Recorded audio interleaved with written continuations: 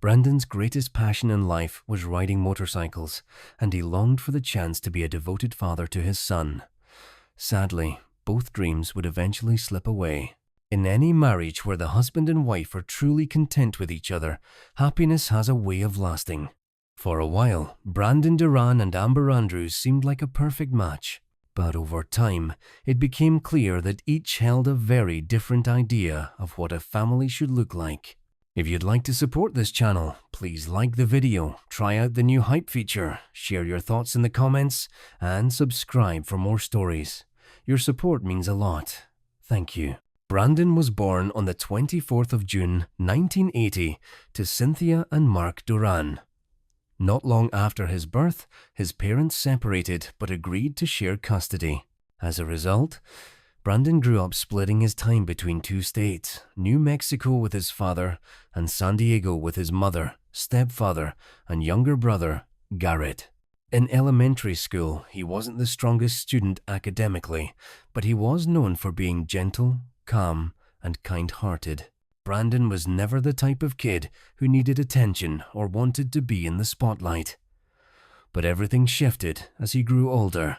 By his teenage years, he had transformed into a bold, rebellious young man, fearless, loud, and unapologetically himself. He blasted heavy rock music, dressed in ways that guaranteed he would stand out, and never hesitated to defend his beliefs, even if it meant using his fists. Garrett, 5 years younger, looked up to Brandon with deep admiration. Even though they lived in different cities, the brothers stayed close their entire lives. Garrett saw Brandon as a natural leader, someone people instinctively followed, and he respected his brother's character and confidence. Brandon wasn't just tough, he was talented. He was an impressive snowboarder and dreamed of turning the sport into a professional career. With that ambition in mind, he moved to San Diego at age 18 to pursue his goals more seriously. His love for motorcycles, however, had been with him since childhood. Brandon's father was a passionate rider and had once belonged to the Bandidos Motorcycle Club, an organization the FBI viewed as criminal. Growing up around his father and other bikers left a deep imprint on Brandon, shaping not only his interests but the person he would eventually become. They spent countless hours together in the garage, where his father would take apart his bike, fix whatever needed fixing, and then show Brandon how to put the motorcycle back together again. Brandon loved living with his dad, though there were still moments when he missed his mother and younger brother. He promised himself that one day he would find the right person, someone he could build a life with based on love and stability. He also knew he never wanted his own children to grow up split between two homes. Then, in 2005, tragedy struck. Brandon's father, Mark, suddenly died from a blood-related illness. He had gone to the hospital for a routine liver biopsy, but the doctors immediately noticed something was seriously wrong. His life ended without warning, leaving everyone stunned. No one imagined such an outcome. The loss hit Brandon harder than anyone else. Deeply attached to his father, he felt shattered by the news. The tragedy became a major turning point, draining him emotionally. Brandon fell into a heavy depression, quit snowboarding, and abandoned all the hobbies he once loved. With his father gone, it felt as though a vital part of him had vanished too. Mark had been the one who taught Brandon how to shape metal, and with those skills, he crafted an urn for his father's ashes, which he kept at home. Still unable to cope with the sudden loss, Brandon felt that California no longer held anything meaningful for him. He packed his belongings and moved to Las Vegas, Nevada, where many of Mark's longtime friends lived. Being close to members of the local Bandidos chapter, people who had known his father better than anyone, brought him a sense of comfort during the darkest period of his life. Brandon found work in construction, spent his free time with new friends, and became even more immersed in the biker lifestyle. His favorite possession was a sleek chopper with his name stitched into the seat. He had inherited his love for motorcycles from his father, and it remained one of the strongest parts of his identity. Despite his tough appearance and biker gear, Brandon carried an easy warmth that drew people in. He never became a full member of the Bandidos, since he hoped for a different kind of future, but he maintained strong ties with his father's friends. It was at a Vegas biker event that Brandon met 24-year-old tattoo artist Amber Andrews, a mysterious, free-spirited woman who immediately caught his attention. The striking brunette with bold red lipstick looked like the embodiment of everything Brandon had ever imagined in a woman. Deep down, he convinced himself that his father had somehow sent Amber into his life, someone who could pull him out of his depression and push him towards something better. Brandon was a true romantic. He wasn't interested in casual dating or empty connections. He was searching for a lifelong partner from the very start. Brandon Duran and Amber Andrews made an unusual pair, yet they fit together effortlessly. Just 2 months after meeting, they decided to get married. Their wedding took place on June 6th, 2006, a date they chose for its symbolic value. In biker and rock culture, the 666 has no religious meaning. Instead, it represents the letters FFF, a simple shorthand for friends, forever friends. The ceremony was held in a small Vegas chapel. Dressed up and surrounded by family and friends, Brandon waited in the parking lot as a white limousine rolled up. Amber stepped out wearing a black wedding dress she had designed and sewn herself. During the ceremony, they exchanged the traditional vows, promising to love each other through joy and sorrow, wealth and hardship, sickness and health, until death parted them. Brandon chose his younger brother, Garrett, as his best man. To Brandon's family, Amber seemed unusual from the start, mysterious, distant, and almost worn down by life. Cynthia quietly remarked that, in her black gown, the bride looked more like a black widow. She sensed something unsettling in this unusual young woman from the very beginning. But Brandon defended Amber at once, telling his mother that what mattered was the person he loved, not the clothes she chose to wear. Besides, Amber was pregnant. Because Brandon had adored his own father, the thought of becoming a dad filled him with excitement and pride. 6 months after the wedding, on December 15th, 2006, the couple welcomed their first child, with their family gathered around them. They named the baby boy Brando Marcos Duran, a name that echoed both Brandon and Mark. The arrival of a child always reshapes the lives of new parents, and not everyone adjusts easily. Amber seemed to struggle far more than Brandon.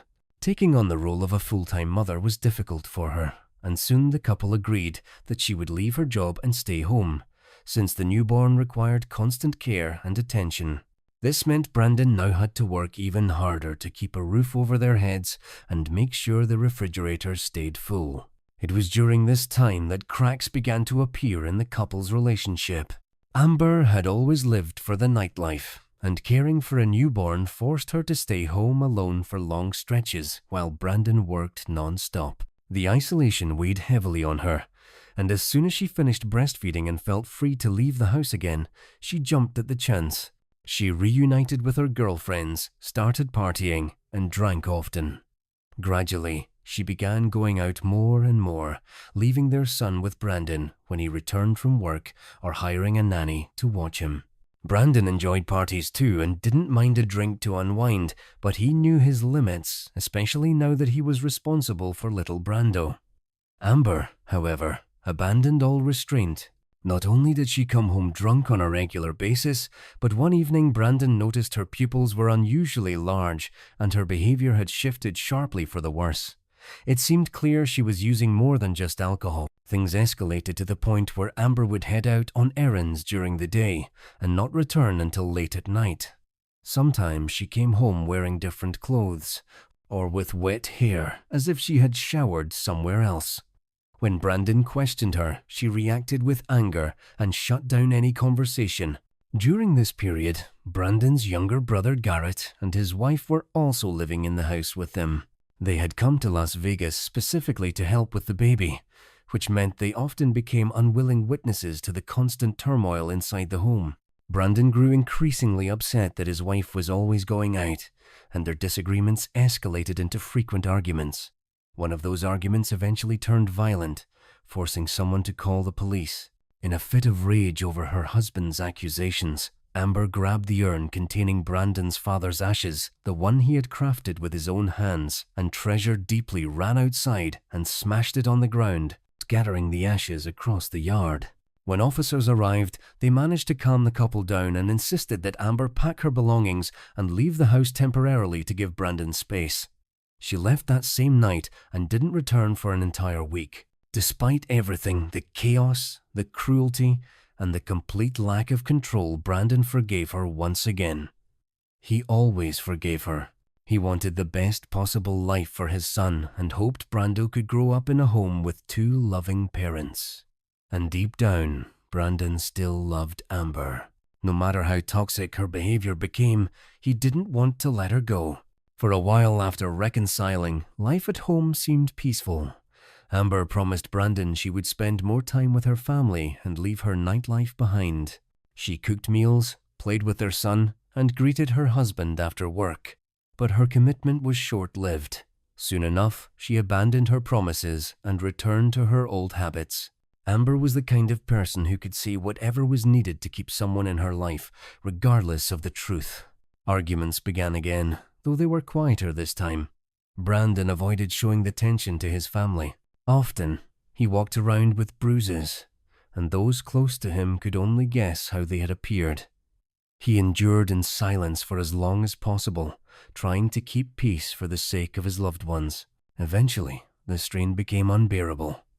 After 4 turbulent years of marriage, in 2010, Brandon and Amber reached a breaking point and decided to file for divorce. Brandon and Amber agreed to share custody of Brando, with the boy spending 1 week with his mother and the next with his father. Naturally, Brandon would have preferred to have his son full-time, but he understood that Brando also needed his mother. Still, he made the most of every moment they spent together. Their weeks were filled with laughter, fun, and affection. Brandon loved his son deeply and was determined to give him a happy, carefree childhood. One day, when Brandon arrived at Amber's house with his mother, Cynthia, to pick up Brando, he found the front door locked. Knocking brought no answer, so he used the spare key he kept just in case. Inside, it was clear something was wrong. Amber's belongings were gone, and it seemed she had taken the child without warning. She had moved to Oklahoma with Brando, leaving Brandon completely in the dark. Without hesitation, Brandon and his relatives set out on a 24-hour drive to Oklahoma in search of his son. When they arrived, they discovered that Amber had settled there with her new boyfriend, Justin.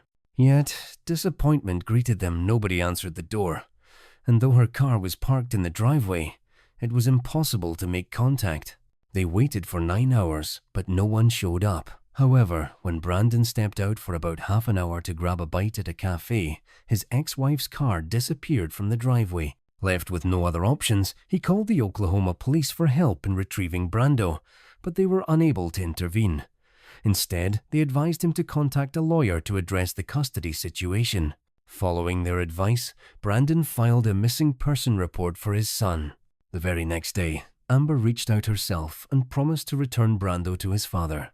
The court eventually granted Brandon full custody, determining that Amber had kidnapped the child and moved him across state lines. The judge ruled Amber an unfit mother and prohibited her from seeing the boy. Brandon and Brando returned to San Diego, where their family lived, ready to rebuild their lives. He raised his son with love and hope, teaching him to snowboard, sharing his passion for motorcycles and music, and, for a time, everything seemed stable. Brando now had a secure home, a devoted father, and family nearby. Father and son lived together throughout 2011, enjoying a quiet, happy year with no word from Amber. But in 2012, Amber reached out to Brandon, declaring that she still loved him and wanted to make things right. She admitted that her past behavior had been wrong and expressed a desire to give their marriage a second chance. Hoping to restore his family, Brandon agreed to put the past behind them. He wanted Brando to grow up with a complete, strong family, for his son to have a mother nearby, and for himself to be with the woman he loved. Of course, in the time apart, Brandon had briefly dated other women, but none had stirred the feelings he still carried for Amber. That summer, she returned to San Diego to reunite with him. His family was far from pleased, but they had little choice but to accept the situation. Brandon chose to believe in the best, convinced that Amber had changed. How wrong he was. Despite his optimism, the couple began planning to live together again in San Diego, hoping to rebuild what they had lost. Brando was about to start kindergarten, and before the school year began, the couple went to Oklahoma to pick up his things. They loaded a truck, including Brandon's motorcycle in the bed, and set out for what was supposed to be just a week-long trip. But Brandon Duran never returned. His hopes for a happy family life were completely destroyed. On August 8, 2012, a man named Van Emblem contacted the sheriff's office in southern Oklahoma, claiming that the night before he had helped a friend dispose of a dead body. The police granted him immunity in exchange for a full account of the events. Here is what Van Emblem told the detectives. On the evening of August 7, 2012, his childhood friend Justin Hammer called him, saying he needed help loading something, and casually mentioned that he had just shot someone. At first, Emblem thought it was some sort of cruel joke, but he agreed to assist, trusting he could handle whatever was necessary. But when Van arrived at Justin's house and saw the numerous buckets and streams of blood, he realized his friend was not joking. He was deadly serious. Inside Hammer's home, several 5-gallon paint buckets were filled with cement and dismembered human remains. Even though the lids were on tight, blood seeped through and ran down the sides. Van became terrified. If Justin had killed someone, there was no telling what he might do to him. Despite his fear, Van did not show it. He helped his friend load the buckets, each containing the gruesome evidence, into the truck bed. Once it was done, he quickly said goodbye, got into his car, and immediately contacted a lawyer, realizing he had unknowingly become part of a horrific crime. The lawyer instructed him to go to the police and recount everything. Justin Hammer was arrested that very evening. He did not deny the accusations and immediately confessed. He told authorities that he had shot the person in question, claiming it had been self-defense.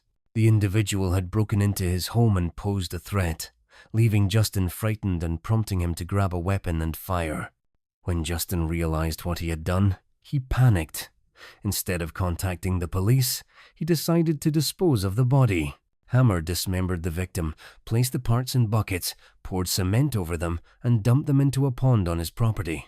To confirm Justin's account, authorities had to drain the pond. The first thing they discovered at the bottom was a dog crate containing a human torso wrapped in a tarp. As the search continued, specialists uncovered 5 more plastic buckets containing other body parts encased in cement. The remains had been cut into 25 pieces, belonging to 3 two-year-old Brandon Duran. Identification was made through his tattoos. Officers immediately contacted Brandon's family in California to deliver the devastating news. His mother, Cynthia, answered the phone but couldn't complete the conversation. She dropped the phone as a sharp pain pierced her heart. It seemed that her son's life was finally beginning to improve, and then, in an instant, tragedy struck. Cynthia was unable to comprehend the horror and was overwhelmed by grief. Thankfully, her younger son, Garrett, was there with her, providing some support in that unbearable moment. Once the initial shock had passed, the family called Amber to find out what had happened, but she appeared unaware of the tragedy. She insisted that everything was fine. On August 7th, 2012, she and Brandon had gone to a doctor's appointment together. During the drive, Amber casually mentioned her boyfriend, Justin Hammer, with whom she was living in Oklahoma. This set Brandon off. Normally calm, he became furious at the remark, stopped the truck, unloaded his motorcycle from the bed, and told Amber he would handle the situation himself before riding off, leaving her alone on the road. That was the last time she ever saw him. Police later tracked Amber down at her mother's house in Oklahoma and officially informed her of Brandon's death. She appeared shocked and deeply upset. Amber told authorities that reconciling with Brandon had been complicated because she had never formally ended her relationship with Justin Hammer. She claimed that the day before, she and Brandon had argued about this very issue, after which he rode off on his motorcycle, determined to confront Hammer in person. Amber had no idea what happened next, so the details came from Justin's account. He said he was at home doing his usual chores when the front door suddenly burst open and Brandon Duran walked in. The uninvited visitor claimed that Amber had returned to him and warned Hammer to stay away from her, or someone would get hurt. Caught completely off guard, Justin feared for his own safety. He had been told multiple times by Amber about her husband's aggressive, hot-tempered nature. In a panic, Hammer ran to his weapons safe, grabbed a weapon and a pistol, and fired both weapons at Brandon's head, killing him instantly. Realizing what he had done, Justin panicked and decided to dispose of the body. He dismembered Brandon in his own bathroom using a hacksaw, placed the parts into buckets, and poured cement over them to add weight. With the help of his childhood friend, Van Emblem, he loaded the buckets into a vehicle and dumped them into a pond on his property in Elmore City, Oklahoma. He also used cleaning products to remove traces of the crime and disposed of the victim's clothing. Justin burned some of the evidence in a metal barrel, and Brandon's motorcycle was later given to a relative who dismantled it for parts. When police eventually recovered the weapon and pistol from Hammer's weapon safe, Brandon's blood was still visible on them. In August 2012, Justin Hammer was formally charged with first-degree murder. The trial began 2 years later, in July 2014. During his testimony, Hammer tried to portray Brandon as a violent biker who had broken into his home and threatened him over his relationship with Amber. He claimed he genuinely feared her ex-husband, believing Brandon to be affiliated with the criminal Bandidos Motorcycle Club. Investigators even confirmed with Duran's family that Brandon had never been a member of the club and had never attempted to join. While Hammer's story of fearing bikers was completely unfounded, he insisted it was self-defense. The prosecution, however, saw clearly that the attack had been planned in advance. Adding to the suspicion, police discovered several intriguing items during their search of Hammer's home. Deep inside the weapon safe, among weapon, pistols, and ammunition, they found a single piece of paper hidden away. The paper was handwritten and contained a detailed list of items: a hacksaw, meat grinder, pepper spray, 5-gallon plastic buckets, tarp, bleach, carpet cleaner, ammonia, and a change of clothes. Essentially, it was a checklist for a premeditated crime. Police also uncovered security camera footage showing Justin purchasing these items the day before the murder. Additionally, in conversations with his friends, he had discussed the possibility of committing a crime and claimed he would try to frame it as self-defense to avoid punishment. Clearly, this could not be considered an accident. The court ultimately found Justin Hammer guilty of first-degree murder and sentenced him to life in prison without the possibility of parole. It might sound like the story ends there, but there were still unresolved details. Although Hammer insisted he had acted alone, some evidence suggested that at least one other person may have been involved. He claimed to have fired 2 weapons simultaneously, a story that might have been plausible if not for the trajectory of the shots they had been fired from different positions. The autopsy revealed that Brandon Duran had been shot 3 times in the back of the head with a small-caliber pistol and then finished with a weapon blast to the face. Blood spatter analysis suggested that more than one person had fired the weapons. Police quickly suspected a woman might have been involved. Even before considering the 2 different types of weapon wounds, the list of items prepared for the crime based on the handwriting appeared to have been written by a woman. Further examination confirmed that the handwritten list hidden in Hammer's weapon safe matched Amber Andrews' handwriting, implicating Brandon's ex-wife in the crime. During the investigation, Amber remained free and even gave birth to another child, claiming Justin Hammer was the father. For a time, there was speculation that the child could be Brandon's due to their brief reconciliation, but it was eventually confirmed that neither Hammer nor Duran had any connection to the baby. Andrews became pregnant by a completely different man, suggesting she had wasted no time and showed little sign of mourning her ex-husband's death. The police carefully examined Amber's alibi, starting with a conversation with a babysitter named Aaron, who had been watching Brando while his parents attended the doctor's appointment. Aaron confirmed that Amber and Brandon had left in their truck with the motorcycle secured in the bed. Later that evening, around 11 p.m., Amber returned home alone, visibly upset. She told authorities that Brandon had left her in a remote location and ridden the motorcycle to confront Justin Hammer. At first, her story seemed plausible, but one crucial detail disproved it. Brandon's motorcycle wasn't operational, it had broken down. He had taken it with him to repair while Amber visited her family, which contradicted her claim that he had ridden it away after their argument. In addition, Aaron told police that Amber had accidentally taken her cell phone instead of her own that day. It was unclear whether this was a genuine mistake or intentional. If Amber was lying, she may have hoped to avoid tracking by leaving her phone behind and taking the babysitters instead. However, she hadn't considered that investigators could track Aaron's phone just as easily. It was revealed that just before 5 p.m., the babysitter's phone, which Amber had, pinged near Justin Hammer's house. The signal was recorded by a nearby tower. The phone was then turned off and not reactivated until 9 p.m. Police believe that during these 4 hours, Brandon Duran was shot.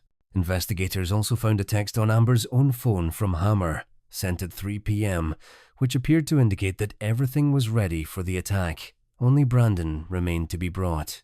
These details confirmed that Brandon's death was far from accidental. It had been carefully planned. Amber, as she later admitted, was still in a relationship with Justin at the time, implicating her in the premeditated crime. Her claim of wanting to reconcile with her ex-husband was nothing more than a calculated part of the plan. Amber aimed to lure Brandon, who had taken custody of their son, to Oklahoma in order to stage an ambush and have him killed. Friends told investigators that she had deliberately plotted to draw him back. According to them, Amber would tell Justin Hammer stories portraying her ex-husband as cruel and controlling, emphasizing that he had taken her son and barred her from seeing him. She manipulated the situation so that Hammer would take matters into his own hands. Blinded by emotion, Justin fell for her schemes and concealed Amber's involvement in the crime until the end. In September 2015, Amber Andrews was arrested and charged with first-degree murder, though she was later released on bail, a decision that deeply upset Brandon's family. 2 years later, in April 2017, her trial began. Throughout the proceedings, she acted as if she had no connection to her ex-husband's murder. She smiled at the public, waved to onlookers, looked confidently into photographers' cameras, and casually chatted with acquaintances about trivial matters, showing no visible remorse. In her appearance and demeanor, Amber clearly tried to convey that she was peaceful and incapable of violence, yet witness statements and phone records placed her at the scene when Brandon Duran was killed. She maintained her innocence and refused to plead guilty, but the jury saw the evidence differently. According to police reconstruction, on August 7, 2012, Amber lured Brandon to Justin Hammer's house under a false pretext. Duran had no reason to suspect that his ex-wife was leading him into a deadly trap.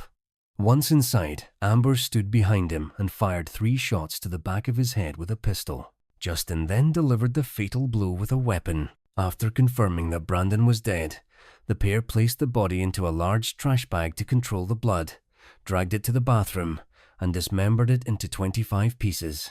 They placed the remains into plastic buckets, poured cement over them, and disposed of them.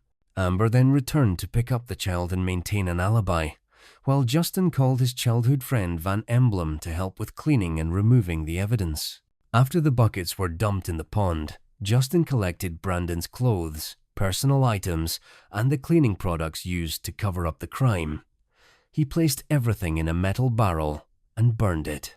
Hammer also gave away Brandon's motorcycle for parts, never bothering to check if it even ran while concocting their false story. The motive for the murder was rooted in the custody battle. Amber was furious that her ex-husband had taken Brando and not only wanted her son back, but also sought revenge on Brandon. She killed him because he controlled the situation completely, leaving her no legal way to get her way. In her mind, extreme measures were the only solution to regain her child. Amber Marie Andrews was found guilty after just 5 hours of deliberation. She received the maximum sentence: life imprisonment without the possibility of parole for first-degree murder, plus an additional 17 years for conspiracy to commit murder and desecration of Brandon Duran's body. Amber attempted to appeal her conviction, but the Oklahoma Court of Appeals upheld the sentence, meaning she will likely spend the rest of her life in prison. Her cunning and cruelty will no longer threaten anyone else. Unfortunately, little Brando lost both of his parents. He was first placed in a children's shelter and later assigned to a foster family in Oklahoma.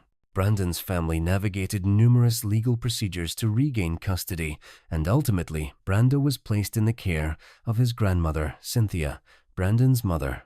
She shared that Brando remembers and loves his father, and she does everything possible to ensure his memory lives on.